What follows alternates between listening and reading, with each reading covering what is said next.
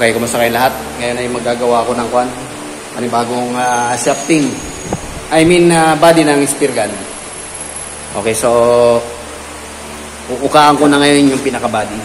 Gamit lang ang cutting disc. So ayan.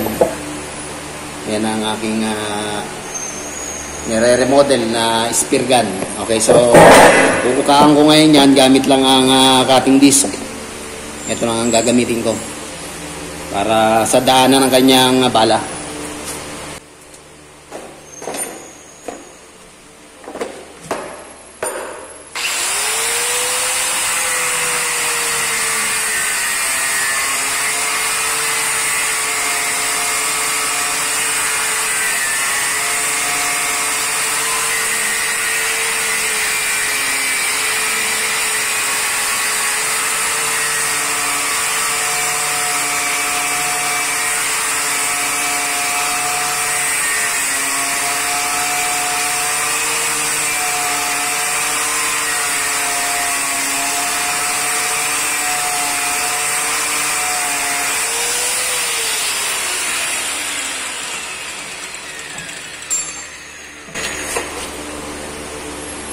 Okay, so hanggang dyan pa lang ako.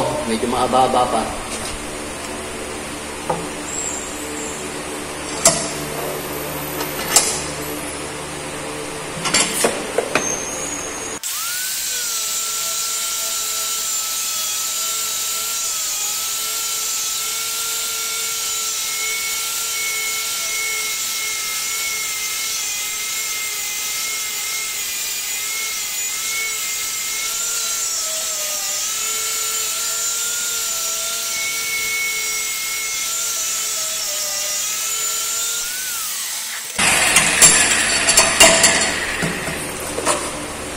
Okay, so maliit pa lang yung uka na ito. Medyo kakapalan pa natin ito. Kaya gagamit tayo ng mas makapal na cutting disc.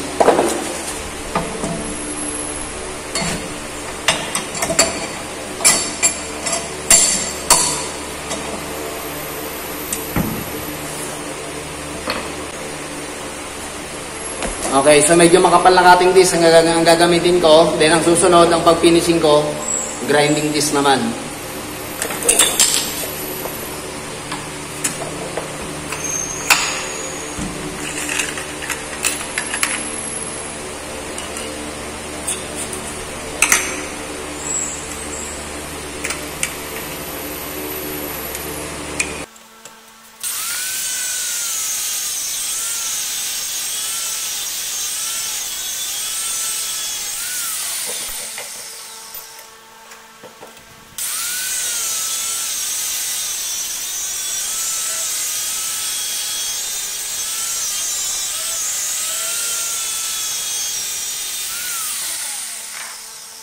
So, ganitong bala lang ang ipapasok natin dyan. Titignan natin kung maglalaro na siya. Yan lang ang gusto kong bala sa kanya. Ano lang ito? 4 millimeters ang diameter.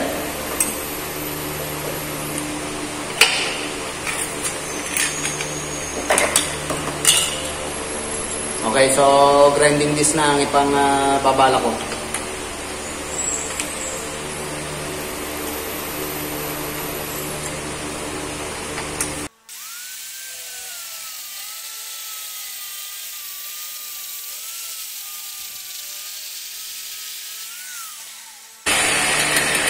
Okay, konting-konti na lang.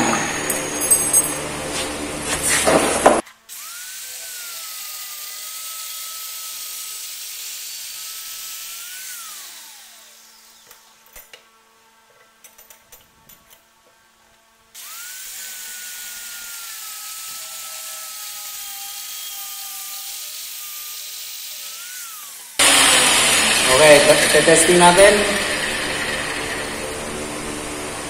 Konting pasada pa, isang pasada pa yan.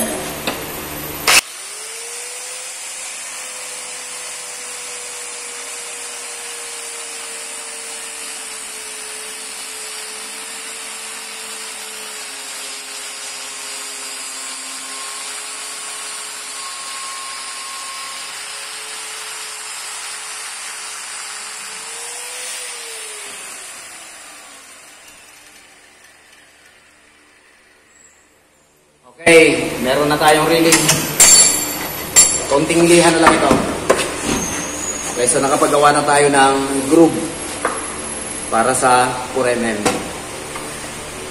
Yan na siya, swabe na yan. Konting ano na lang ito, konting lihan na lang. Yan, hanggang dulo na. Medyo maganda na. Konting lihan na lang ang gagawin dyan. Then, ang sunod na gagawin natin dito, ipoporma natin ito. Lalagyan natin ito ng shape. Ang gagamitin ko lang dito ay ano lang, flap disc lang. Tingnan natin ang kalalabasan niyang forma.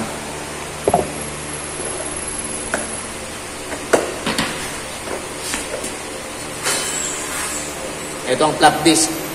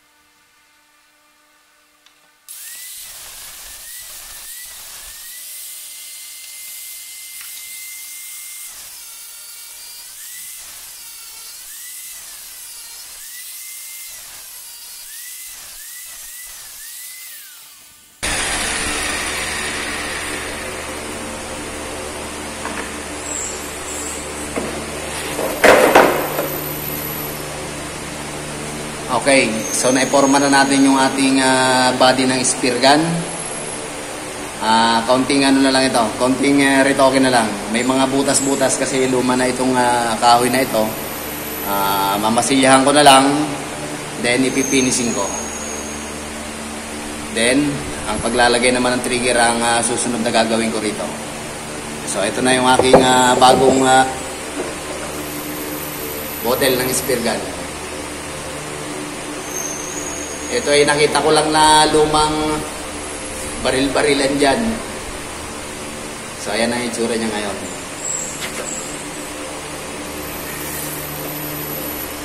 Yan.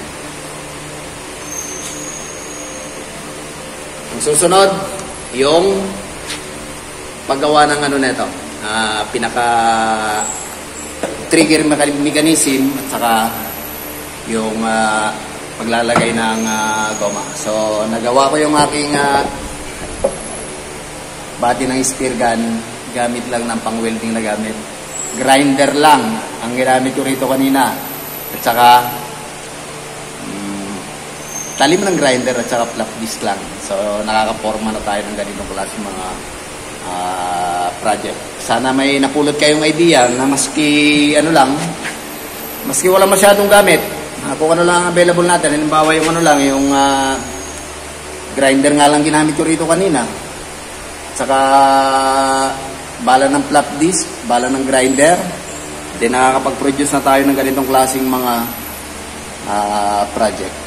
Okay, so makakabuo na tayo ng isang spear gun, DIY lang. Okay, so maraming salamat sa pagsama. Sana may napulot kayong idea na maski kuwan lang, gamit lang sa welding, grinder lang ay makakagawa na tayo ng body. Wala akong ginamit dito na kahit na anong ibang tools kundi ano lang, grinder lang. Okay, so hanggang dito na lamang muna ulit. At asikasuhin ko naman yung paglalagay ng trigger na to. So until then.